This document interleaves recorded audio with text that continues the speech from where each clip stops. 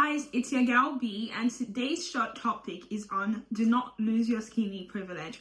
Okay, this one, I'm keeping it short, sweet, simple, and it's just a nice summation of everything we've talked about so far this year on this channel about skinny privilege and why it matters. And today's topic, I'm here again to remind you of not losing your skinny privilege. Do not lose your skinny privilege. Personally, I grew up in a society where I was constantly told that I needed to add weight, I needed to do this, I needed to do that. And I actually saw people doing quite the opposite of what's happening today. People were taking all sorts of medication to help them gain weight. So white people think that fat people are being shamed and all that, but skinny people also get shamed, and they also go through all sorts of abuses just for the other end of the spectrum, being told to gain weight. And so they do what we see happening today, people using like medication they shouldn't be using, people doing all sorts to lose weight. We see the same phenomenon in societies like that, where people are doing about the same thing just to gain weight. Okay, and I saw a lot of this, and it took a lot of courage for me to say, you know what, I'm happy with how I look. And it took a lot of bravery, it took a lot of confidence for me to just stay as who I am, or lean into my skinny privilege and actually get to this place where I actually think that being skinny is a privilege. Okay, and part of it is just traveling and exploring the world and seeing what really kind of sells. I'm not selling in literal sense, but what actually works in a capitalist society. So in a capitalist society, women are told that as you go old, you get aged, and we hear these jokes about, oh, she's old now, like, oh, our time is over, that sort of thing. Like, it's even as bad as women being told that once they're 30, it's over, and like a lot of women dread turning 30, which is kind of crazy because many women actually come to be like their most prettiest versions in their 30s if they're taking care of themselves well, which is another reason to keep your skinny privilege, by the way. And the fact that women are told already that with age you're going to look horrible, or all sorts are going to happen. Like, while I am very much aware, and I've seen comments saying these people think they have cracked the cheat code on staying skinny, wait till you're older and blah blah blah. The whole point is doing as much as you can to sort of make things good as long as you can, stay in your healthiest weight as long as you can, because the habits you have now is what you carry into that time of your life. When you're in your menopause is not, the right time to say, I'm going to run for the first time ever. People do it, and I'm not saying it's a bad thing to do. I'm just saying it's a lot harder then. So it makes sense to want to keep fit now, to want to be, not just because of the results you get now, but also because of the habits you're creating, because of the life you're trying to build, because of how, looking out for nutrients you're taking and seeing, oh, this food I'm eating now, does it actually have any nutrients? And or am I just taking in like excess calories, Just having that sort of mindset, it follows you well into, your old age, so to speak, or follows you into, later stages of your life. So I don't think it's a lose situation at all to decide to keep your skinny privilege. No matter what you do, guys, again, do not lose your skinny privilege. I've seen so many situations where many people feel like you belong in certain groups because you look a certain way. And you know what we humans are like? We are quite superficial, right? So we would always go with the look first. And that's the first thing someone sees about you. It happens on a subconscious level. In a few seconds, you're kind of able to like make these sort of judgment about you that may be right or wrong. But what determines it is first how you're presenting yourself, It's hard to make a first impression. A first impression is a first impression, and how you look actually constitutes a big part of that. And so if you go into, oh, we're all going to go old anyway, or we're all going to get pregnant anyway at some point, why do I need to work hard now? I should just accept nature. You should accept nature, but at the same time, is it really nature if we are designed to move around and we're not moving as much as we're supposed to, and so we're gaining weight? Is it really nature? That's a food for thought there, guys. Do not lose your skinny privilege. I promise you, life could be so much better, not just in terms of your social life and people that you can move around with, and friends you make, and the sort of social situations you can be in, but also your health feels better if you decide to stay fit for as long as you can, you know?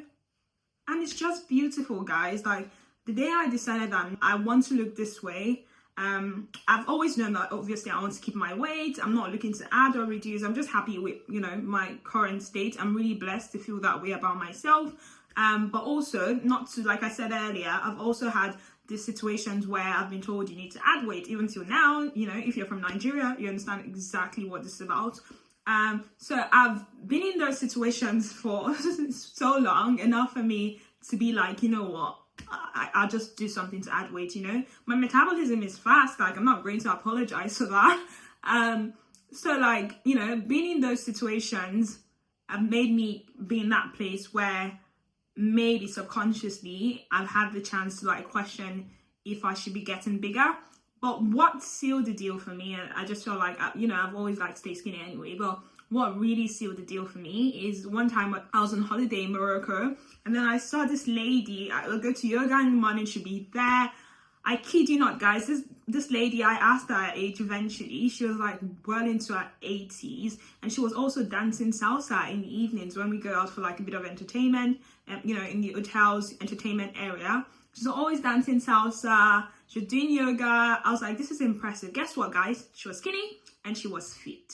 And this will look different for everyone, guys. Apply some nuance. I'm not saying, you know, if you don't naturally have a small frame, to do something about your frame. Sometimes your bone structures, your genetics, all of that, you can't 100% like reduce that without like doing something extreme, like, you know, using medication that will make you lose bone density and all of that. No. We know there are different types of skinny on this channel. The whole point is to maintain lean body mass, not to be walking around with like pounds and pounds of fat. That's not healthy, that's not nice, that's not comfortable. Actually, in my next video, I'll be talking about, you know, the different types of skinny privilege.